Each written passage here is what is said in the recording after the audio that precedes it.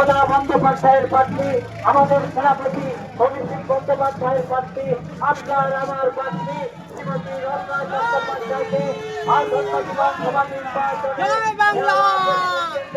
বিপুল ভোটে জয়লাভ করুন।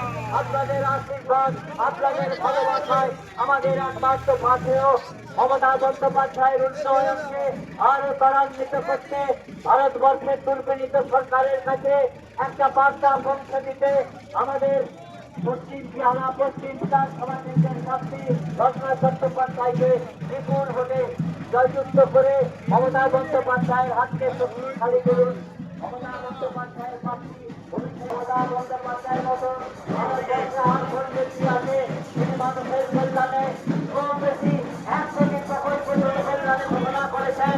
আমাকে যদি জিজ্ঞেস করা হয় এই 100টা প্রকল্পের নাম আমিও বলতে পারবো না। জন্ম থেকে মৃত্যু পর্যন্ত তার বিভিন্ন প্রকল্প রয়েছে।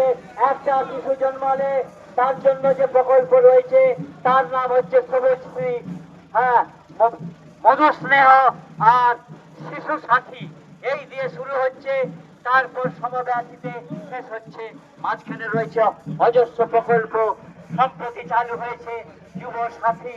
আপনার বন্দ্যোপাধ্যায়ের এই মানব দরদী প্রকল্পগুলিকে যদি ত্বরান্বিত করতে চান, এই প্রকল্প